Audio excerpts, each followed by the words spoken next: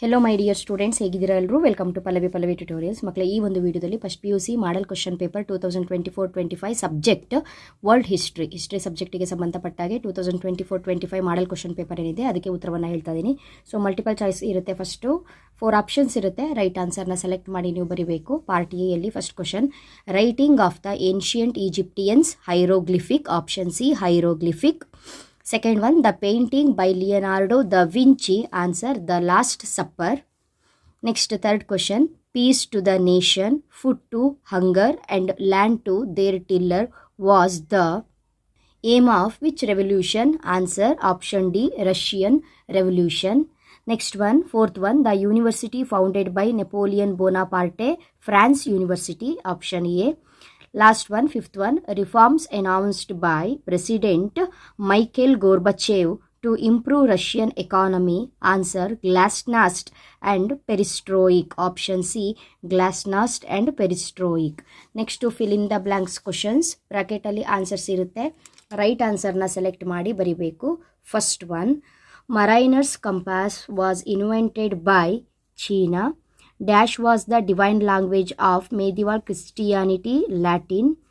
Dash city is called the powerhouse of the North, Derby.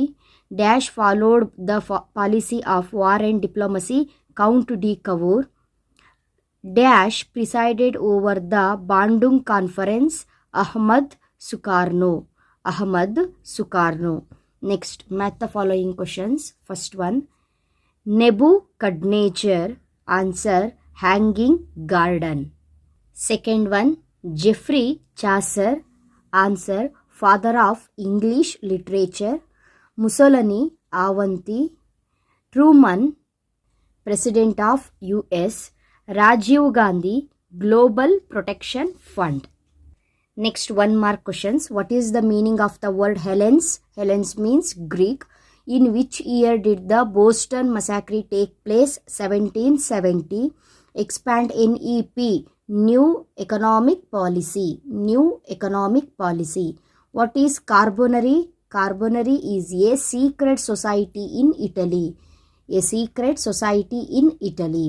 Who wrote an essay, You and the Atomic Bomb?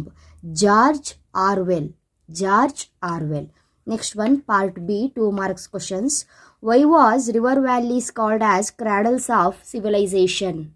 Rivers have helped the great civilizations to flourish through providing rich water available for drinking and irrigation, wide and flat fertile land, warm climate, etc.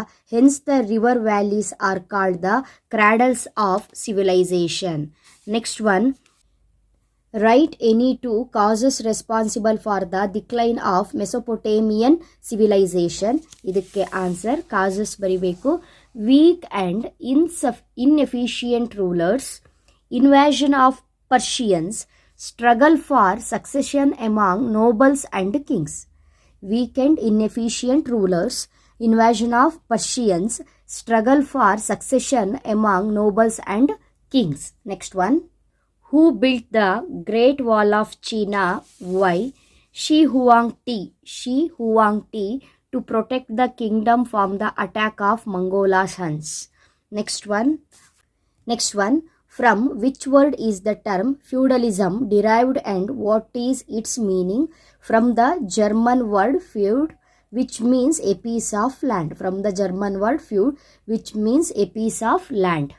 Next 2 mark question, what do you mean by revolution? The term revolution is derived from the Latin word revolutio, which means a complete change. Next one, mention any 2 factors of the Navigation Act. Mention any 2 factors of the Navigation Act. The raw materials produced in America should be exported to England only. The essential goods like cotton, linen, glasses, sugar, etc. that America needed should be imported from England only. Next one, name the 2 groups during French Revolution ಅಂತ ಇದೆ. 2 groups, Girondist ಅಂತ ಹೇಳಿದ್ರೆ moderates, Jacobins extremists. Next to 25th question, what is Bloody Sunday? Answer, On Sunday, the 22nd January 1905, Father Gaffan led a huge rally of workers and wanted to meet the Tsar to express their grievances. Most of them were killed by the army. This is known as Bloody Sunday. Next one, question number 26. Who was called the Sword of Unification of Italy? Name the army established by him ಅಂತ ಇದೆ. Garibaldi was called as Sword of Italian Unification. He established Red Shirts Army. Next one, 27. Write any two principles of fascism. Answer, glorification of war, importance to the state, belief in single party. Next one, question number 28.